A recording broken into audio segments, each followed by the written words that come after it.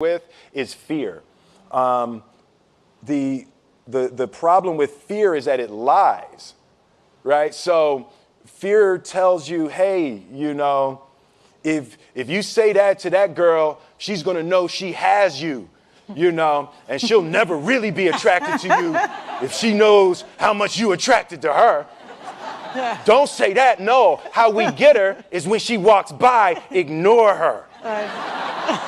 Right, it's a little, You know, it's like, pop it on your shoulder. fear tells you dumb shit like that, right? You know, so, you know, for me, the daily confrontation with fear has become a real practice for me since about three years ago. I went skydiving in Dubai, right? And skydiving is a really interesting confront with fear, right?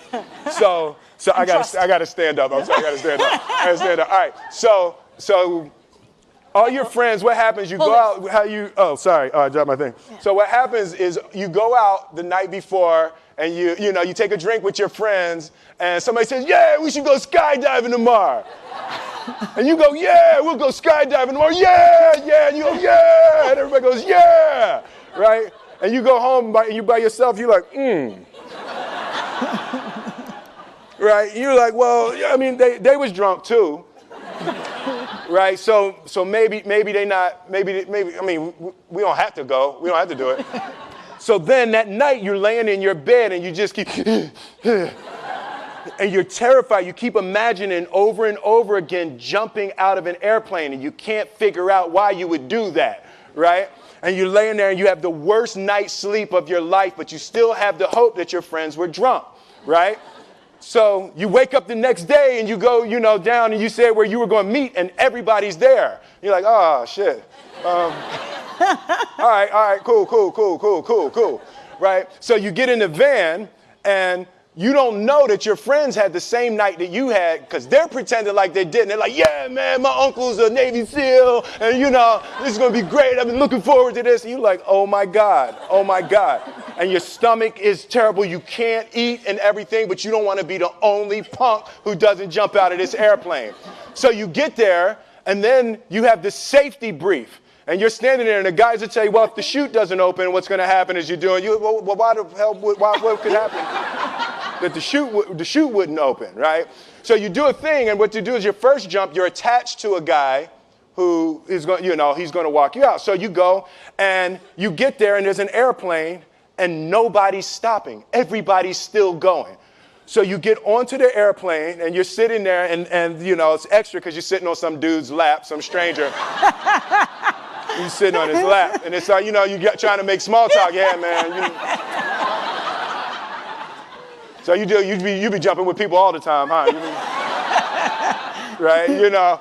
So and then you just want to make sure, you got kids, right? You got people you need to see, right? You just want to make sure he's serious, right? So you get in there. So everything's normal. So you fly and you go up to 14,000 feet, and you notice there's a light. It's red.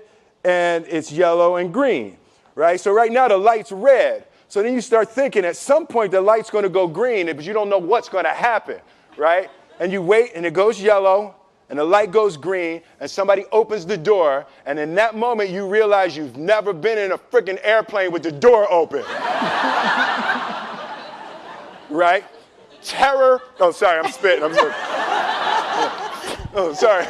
No, terror. Right? So you go, and then, you know, if you were smart, you sat in the back so you don't go first, right? And then people start going out of the airplane. And you go, and the guy walks you up to the end of the thing, and you're standing, and your toes are on the edge, and you're looking out down to death. And they say, on 3. And they say, 1, 2, and he pushes you on 2 because people grab on 3, right? Right? And you go, and you fall out of the airplane, and in 1 second, you realize that it's the most blissful experience of your life. You're flying, right? It doesn't feel like falling, right? It's like you actually are kind of held a little bit by the wind, and then you start falling, and there's zero fear. You realize at the point of maximum danger is the point of minimum fear. It's bliss. It's bliss. And you're flying,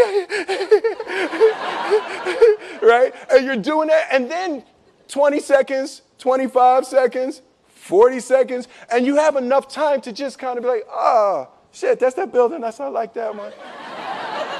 Oh, you can see the ocean.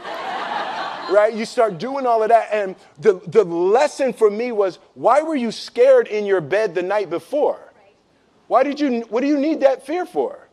Just don't go. Why are you scared in your bed 16 hours before you jump? Why are you scared in the car? Why could you not enjoy breakfast? What did you need that? The fear is fear of what? You're nowhere even near the airplane. Everything up to the stepping out, there's actually no reason to be scared. It only just ruins your day. You don't have to jump. And then in that moment, all of a sudden, where you should be terrified is the most blissful experience of your life. And God placed the best things in life on the other side of terror. On the other side of your maximum fear are all of the best things in life. You know? Mm-hmm. So that was sorry. So that was good. That was my experience with skydiving and fear. All right. All right. So practically speaking. But I didn't like that take. I'm going to do it again. Back to the top. I can sell that better. Oh, no. When you decide to do something like that, like how does it work practically? Do you call your wife and be like, I might be dead tomorrow? Right. No, but that's. But I made a drunk promise. Yeah, I made a drunk promise. Yeah. How about this? So I jumped. I had such a mystical, powerful, spiritual experience. I flew home and got my sons, and I went back, and 10 days later, my sons jumped, right? Yeah. Now, that was a little different. Oh, that makes me stand up, right? Because I'm scared, right? So Jaden went first, right? Jaden wants to do everything first. So I'm sitting there, and I'm like, yeah, my sons are going to have this crazy experience. And then Jaden went out of the airplane. And I was like, Then my oldest son, Trey, goes up, and he goes out of the airplane. And I was like, this could potentially be the worst display of African-American parenting in history. Right? I was like, both my sons just fell out of an airplane. Jumped. Right? Jumped. Right? Because I told them to. But again, the fear again. I was like, oh my God. So I told the dude, I was like, listen, I want to see them go out, but I also want to see them land. And he's like, no, it's cool. So this time we went out and we did the straight bullet, and I just went straight down past them. Right? It was like, and he's like, you good? Right, did the bullet straight past, pulled the chute late. Oh, sorry, this makes me spit. I'm sorry. Pulled the chute late, landed, and then videoed them coming down. But it was like, they had the same thing, the same experience with the fear. But that I'm telling you, the confrontation with fear is an absolute magical way of facing the things we have to do in this life. You know, forget security, live for experience, right? So with that, every morning when I get out of the bed, you know, I haven't fixed everything in the world yet, so there's always something to do. And in this film, I read an interesting quote for the Siddhartha Gautama, the Buddha. He said that good people have to get out of the bed every day and try to empty the ocean with a ladle, right? And I thought that was, you know, I knew that was profound, and I paused for a second, and I said, all right, what the hell is a ladle, right? Right, so then, you know, I touched it on my iPad, it's ladle. Oh, it's like a big spoon, okay. As we it's say, like a soup spoon, yeah, it's like a soup spoon. I was like, why are you a soup spoon? So trying to empty the ocean with a soup spoon, you know, as the mentality of how you wake up every day to try to do good in the world. So for me, I'm really driven by continually trying to elevate my mind and elevate my spirit and care for my body, and to be able to love as many people as effectively as possible with this mystery of life that I've been given.